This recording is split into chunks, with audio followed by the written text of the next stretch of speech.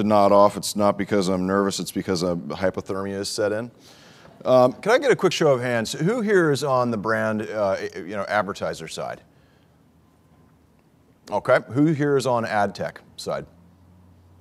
All right, and who here is on the agency side?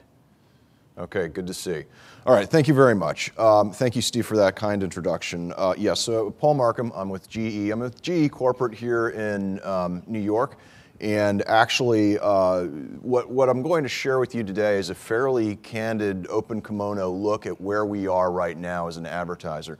And I want to do this for a number of reasons. One, just to give you kind of a general level set for the day, as Steve described, but also to show for the vendors out there in the ad tech space where we are, your potential client, maybe an existing client, to show for the agencies where we think that there are needs for assistance, frankly, and for other advertisers in the room to understand where an organization at the scale of GE, B2B, B2C sits and how we're thinking about some of these problems. So it's very much a work in progress. So, as Steve mentioned, I am a true believer. Data is my friend. And not only did I create a meetup a couple of years ago about data visualization here in New York, but I also track a tremendous amount of data. Up on the upper left is the amount of sleep I got a couple nights ago. The middle is my ability to reach my Nike fuel goal for the last few days. And on the far right is, believe it or not, how often my dog has been fed. I've got a sensor that actually tells me that. And then down at the bottom is the comic, tragic story of my ongoing fight with 20 extra pounds. And again, full transparency here, or perhaps oversharing, depending on how you look at it. But I'm pretty sure that the beginning of that last spike was something around Thanksgiving. And happily, I'm at GE, a company where big iron meets big data. And as Steve mentioned, we do, in fact, throw off a tremendous amount of data from so much of our gear. The GEnx engine analyzes 5,000 data points a second, and that is a tremendous opportunity, not just for us, but for all of us as consumers of air travel, for our customers to understand how the equipment's working and how it can benefit their business. We believe in big data's potential. This right now is an active data quest that we have in partnership with Kaggle that's all about data scientists understanding flight patterns and how to wring an extra bit of efficiency. Because ultimately, when you're operating at GE scale, this is a visualization of a number of different gas turbines. Our equipment powers 25% of the world's power. Like a 1%, a 2% increase in efficiency through big data analysis could have a profound impact on our society and productivity. However, harnessing big data as a marketer is actually, at times feels like it's harder than generating a quarter of the world's power, and perhaps for me, as hard as trying to drop those elusive 20 pounds. And so today, I want to take us through a few different things that we have learned in our path. Certainly, organizational adoption is incredibly key as we look at where we intersect with agencies, how we work with ad tech, how we actually promulgate this through GE, both at the corporate and at the business level. I want to look at some brand equity pilots that we've undertaken. This is a bit of a grab bag of different explorations we've had on data-driven marketing and, in fact, in big data analysis. And then finally, talk about B2B commercial opportunities a little bit. So we've gone through 3 different phases for data-driven marketing at GE, and it's been across the company. Of course, there are areas such as in capital, such as in appliances, that are more advanced than the rest of the organization. But by and large, as a primarily B2B marketer, data-driven marketing has been slow to be adopted in many cases. And so you're seeing now a tremendous convergence. I would expect, by the way, this conference to be probably 3x the size next year as more and more marketers become data-driven and incorporate data-driven marketing principles and tools into their practices on a regular basis. But we've been through these different phases over the last 2 to 3 years, and I've described them as thus: alignment and action, instrumentation, pilots and best practices, and then of course integration, where we're just now beginning to actually take root. I'll be getting to a little bit about action-oriented.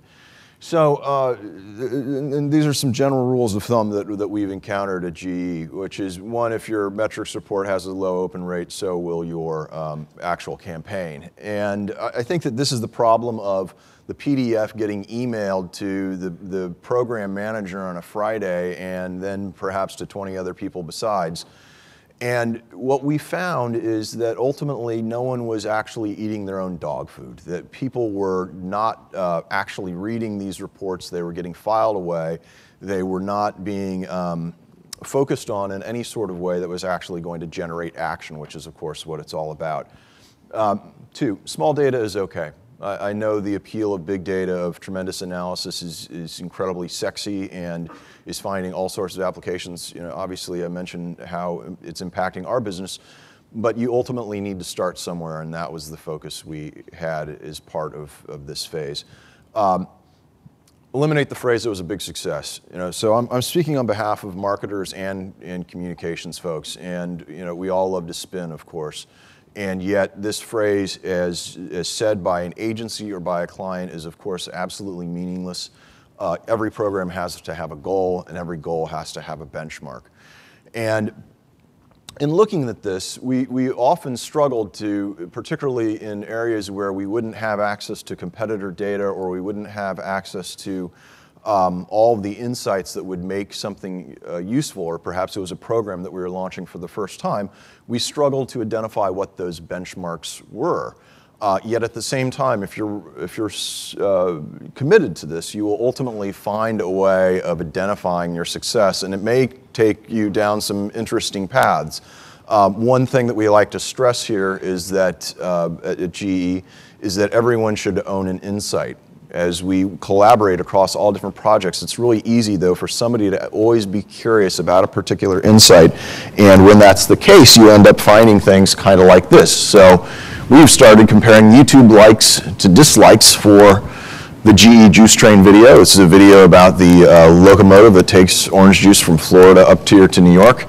And, of course, to Gangnam Style on YouTube. And sure enough, it's got a better favorability rating. I think my notes say to pause to let you tweet this out. But ultimately, this is the kind of benchmark where, as you're trying to explain internally, you know, are these programs being appreciated? Is there some sort of favorability index here? There's not something where we could look at our prior videos around locomotives or something along those lines, because the change in context is occurring so much, the audiences are growing, that you don't have a really incredibly great array of touch points, so you go with what you can. And this is kind of a small data thing, Gangnam Style's incredible performance notwithstanding, but ultimately it's relevant and useful, and it starts to become an internal vocabulary that can be actually quite helpful. So instrumentation, 4 quick rules. Goal-oriented, of course. And I think that for us, distilling from the massive amount of data that is presented or available to marketers who are engaged in more than even a handful of projects, is a tough thing to find that signal amongst all the noise. So goal should always be the orientation. Customizable personas, not just dials. So as we've looked to build out an instrumentation panel for our company, it's always through the lens of, well, what is Beth Comstock, our CMO's primary point of interest here? What is the metric that she is interested in acquiring? What about mine? What about the people who work for me who may be very specific to a particular program or to a particular platform? They need to be, instrumentation needs to be scalable and meet brand equity as well as commercial needs. We're obviously an organization with an important brand. We spend a lot of time investing in that. And we ultimately want a tool that, again, establishes a common vocabulary across the organization. How do we do that in a way that can satisfy all of these different marketers, these different objectives? And if you're spending money in real time, or if the news happens in real time, as we seek to support our folks in communications, you need a platform that's in real time. So our solution is what we call metrics that matter, and I'll make this presentation available for you, so you guys can take a look at this. I've only blanked out a couple of things, but what you see here actually, this works, but I'll just point it out here, is that we've actually included our latest paid display campaign data coming in from MediaMind. So we've pulled their API, we've pulled those feeds, and we've integrated it here in real time. We've taken competitive intelligence from another vendor that shows a share of voice versus some of our key competitors. We've taken web analytics in, of course, from GEA, and Omniture also feeds into that. We've taken sentiment in from a social listening platform. And we've even got, in this version of this, our performance on Instagram. And so what you have here are a number of different APIs that maybe this doesn't make sense for all marketers, but if you look at across the spectrum of GE marketers and communicators, these are all incredibly relevant. Some may be a basket of relevance to a particular business or to a particular region, but by creating all these different hooks into our real-time data around our different marketing feeds, we're able to serve up a snapshot in real time to virtually anyone within the company in a marketing role. And of course, we're now marching down the path of further integrations, all with an eye not towards just presenting different dials, but making it all goal-oriented, so all of this can be rolled up at the senior levels within the organization with a CMO view, with a global director view, with a director view, with a manager view, et cetera. And again, this is something that we have found to be necessary based on what's available out there in the space. There very well may be a vendor in this room today who says, we've got that solution already nailed down, you don't need to do this on your own. It just didn't simply exist when we started on this process, and we have been very happy to actually roll this out, and in fact have now taken it to a new platform recently in making it available on the iPad. So.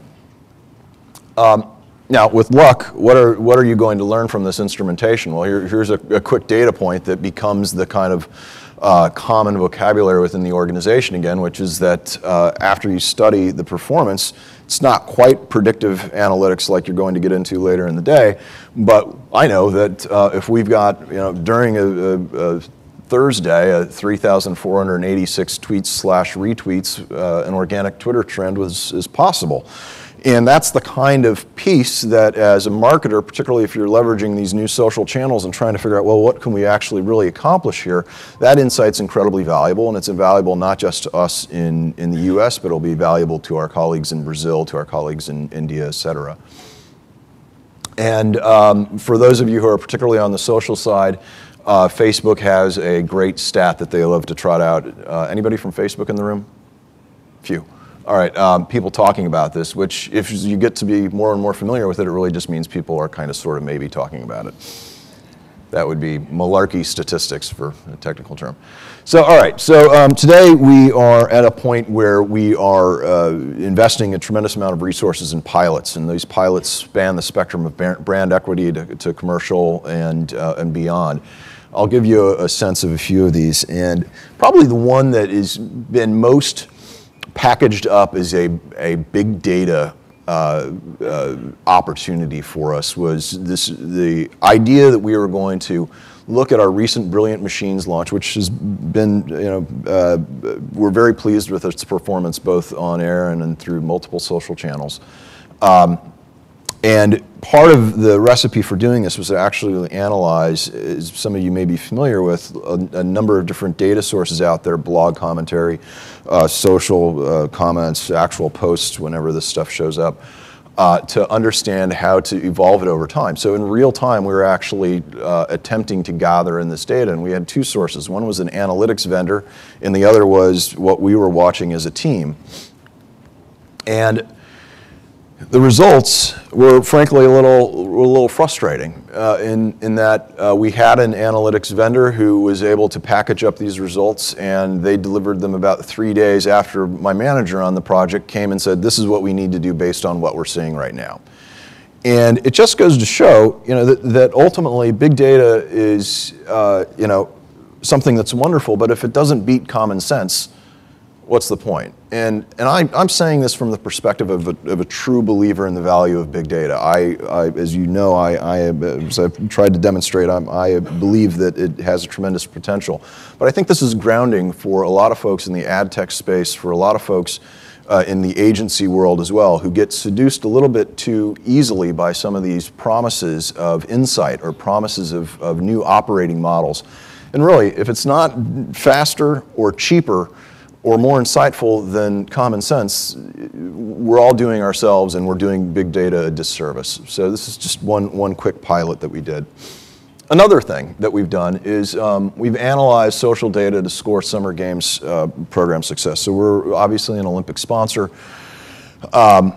We look at this as, and we look at all of our programs now, particularly those that are oriented around brand equity and we're not trying to throw off a calculation of leads or something that might be better tracked through some sort of other ongoing conversion tracker, to understand just where the net sentiment is within a campaign. So for example here, we had a net positive sentiment, which is positive sentiment minus negative sentiment, was the highest among the Olympic sponsors over the summer. We were quite pleased with the program. What you see over here on the right is the ranking, and it's got breakout of the different sentiment there, and then it's got up in the upper right all the different factors that contributed to that sentiment. And so in this case, although it's certainly not anything what you would consider to be ROI, net sentiment is a useful benchmark. It allows us to compare how people are receiving our programs versus other programs, certainly amongst our competitors, because we can get that data, it's all out there, but also against past programs too. So if you're able to actually establish that one particular campaign, one particular program has a higher sentiment score than another, well, needless to say, that's where you're going to spend your dollars in the future. It's not, again, absolute ROI, but it is something that's very helpful as a signpost. So campaign as product, and this is a very tricky data-driven aspect of where I think a lot of marketing is going, which is as you see the opportunity to engage users over time as increasingly brands own their destinations within these social platforms, you ultimately start to behave like a platform startup, and you actually start looking at metrics like what we see up here. I'm sorry if you can't read this in the back, but it's a ranking of KPIs against a program we did this summer, the program I just shared, which was something called Healthy Share with Facebook. And it was total users, weekly active users, weekly repeat users, story per users, et cetera, et cetera. And you see, frankly, a lot of red on that chart. It's a little alarming. But what's important here is that this is a different discipline. It's a different series of KPIs and what a lot of marketers are used to. And unfortunately, this aspect, which I believe has a tremendous amount of potential for our marketers, both as we change the nature of our engagement, but overall, as we track our performance with vehicles that actually perform much like products, it's very difficult currently to actually manage this as a client and manage this with an agency. And I think that this is one of the areas where we're all going to see a tremendous amount of improvement as the analytical tools catch up with the need for marketers. So, commercial pilots. We are facing something that is a tremendous shift, I believe, in how B2B marketers are working today. Salesforce has become an incredible partner for us at GE in the last few years. In fact, our chairman, Jeff Immelt, spoke at Dreamforce this past fall. And what it's doing is creating an area where all of our commercial folks are becoming digital performance marketers. And if you think about that shift from a couple of years ago where LinkedIn was considered to be a place where only folks went who were looking for jobs, to now being perceived as the top of the funnel for our commercial staff, that is opening up a whole new generation of performance marketers, of data-driven marketers in the B2B space that I think will have a profound impact on how we operate as an organization, and certainly create a tremendous number of opportunities for everybody in this room. You complement that with the shift to consumer devices. Pardon me, but the BlackBerry seems to be on its way out. Windows 8 is a far more social engagement tool than we've ever seen before coming out of Microsoft.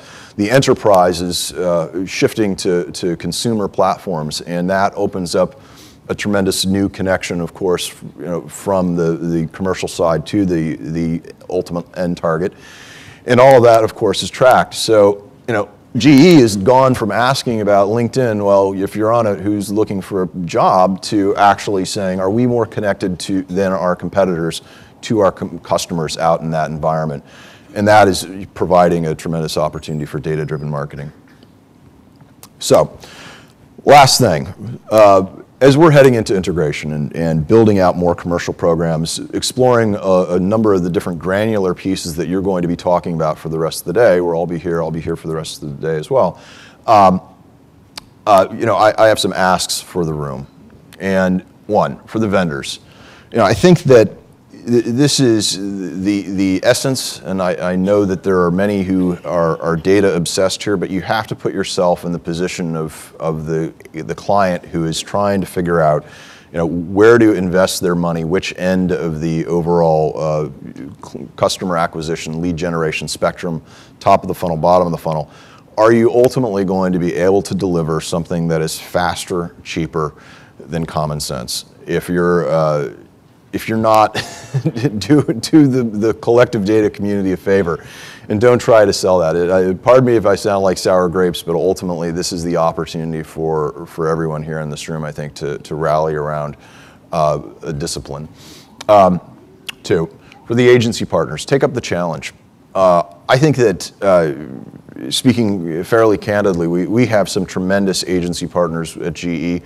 And yet the data world, the ad tech world that so many of you represent here today is moving so incredibly quickly that the leadership is not within the agencies today. The leadership is spread out throughout the overall ecosystem. And I think that jeopardizes the agency partner's position, and I think ultimately it creates a tremendous opportunity for agencies to step up and to focus on some of these areas where they can be a tremendous benefit to brand and commercial marketers. And for everyone, ask your questions publicly. Just as we're looking at how big data can be leveraged publicly for optimizing flight patterns, like that challenge that I showed you at the top of the presentation, just like some of the kind of open kimono aspects of our growth I'm sharing here today, I think that we have a tremendous opportunity to move forward in a very public way here. And frankly, there's so much, as we'll see today, that can be analyzed, it can be discussed, that I think the competitive advantages of keeping a study or keeping an observation private are fairly limited and have an incredibly short half-life. So, thank you.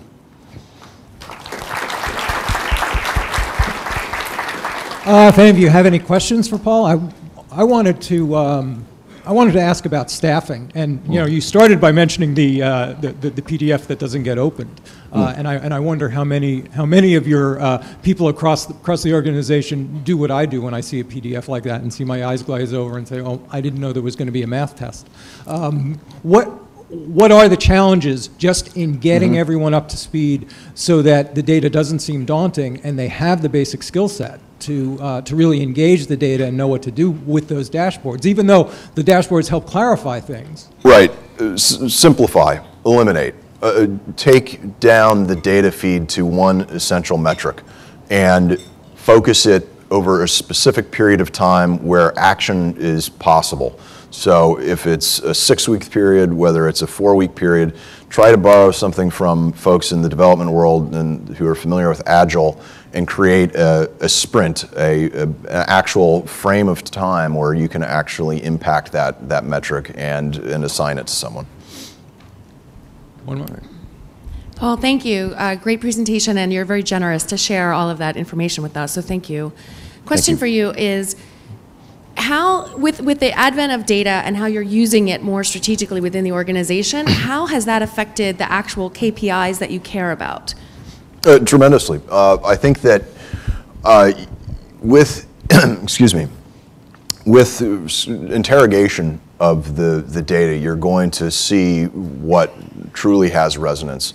And by forcing yourself to look at it vertically within the organization, we find that I've got project managers now who are paying very close attention to the stats that are going to be seen by the CMO. And even if those stats are somewhat composite in nature because they show all of the different aspects of a particular media campaign or whatever it may be, that net result is one that has a tremendous amount of scrutiny. And there's also, I think, as I mentioned, you can task folks or challenge them to own a particular insight. And we're a very collaborative organization, so we don't always have full ownership of a particular project, but you can always own an insight, and that really gives the ambitious folks on the team an opportunity to prove themselves and to say a story, tell a story. Hi, Paul. Hi. I love the metrics that matter screen, and I was also interested in the fact that you built this before the vendors did. In your perspective, what would you do different? What were your learned mistakes here? I think that first of all, we're incredibly happy with the technology, and so I think that there is, for our scale as an organization, and the application that we have, it's been rolled out to 8 different regions and a number of different businesses now. It works. And I don't think, given the benefit that we've seen to the folks involved and the kind of forcing function of having that tool and frankly measuring whether or not we're using it and who's using it, that we would have gone out of house and worked with a vendor who might be able to provide a similar program to that today. In terms of that decision, though, I think it depends on the organization entirely. And I think that if you have the staff to pull in feeds and customize them, I would certainly recommend that, but it may not be scalable for many out there, recognize that. You mentioned at one point that one of the implications of all this will be a changed relationship with the agency. Yes. And a changed role. Would you tease that out a bit? I mean, we've seen already just in the last few years the ways in which data-driven ad targeting has changed the agency role as they became both buyers and sellers of audiences and inventory. How do you see this impacting the way you deal with agencies and who gets ownership of which piece of this, since the data, after all, is something that's among the most sensitive things that a corporation has about its own users, so who it shares it with is important. Right. Well, I think a couple things, and you bring up a great point. I think that the agencies need to recognize that the client's going to always have to own the data, and that's true of virtually every investment a client's going to make. That said, actually providing value along every part of the chain of any sort of marketing platform investment or going all the way to DSP, whatever it may be, is there is an opportunity for a digital agency to lead the way. And I think that the challenge has been that many of them, their previous models, as we've seen in the buying side, have been predicated on different forms of compensation that they see the end of, and so ultimately they haven't been willing to always take that leap. I think that there will always be a need as this technology moves forward at such an incredible clip for agencies to help clients. I know what headcount I've got, and I can tell you right now, I'm going to be outsourcing to agencies as long as I can see it, the future. But I think that there's just a tremendous need for them to own this, be here at these types of meetings, and understand this tech incredibly well. Hey, Paul. Hi. I wanted to talk about multi-screen usage, and you touched on this a little bit. GE does major TV, national TV buys. You guys do tablets, phone, desktop. How do you guys reconcile the KPIs that come out of what is a TV view equal to a Facebook like, to a tablet download, app download? How do you guys reconcile all that? It's a great question, and we're working on it, is the short answer. We actually did a study with Vizu about a year ago where we tried to measure Social inventory is written up in Ad Age. You send the link around if anybody wants to email me. But where we measured the value of social inventory versus paid inventory and the corresponding brand lift, and saw, as you would expect, but we couldn't find anyone who'd done the study, that social inventory yielded a tremendous lift versus the paid inventory. And I think that this is a classic thing that Nielsen and others are, of course, chasing right now, which is to understand, where's the better value for your ad spend, and we are looking actively at a couple of different programs that will help identify that. That said, it's like an attribution model wrapped in a brand perception model, and it's not going to be easy. I think at a certain point you're going to need to go with your gut a bit.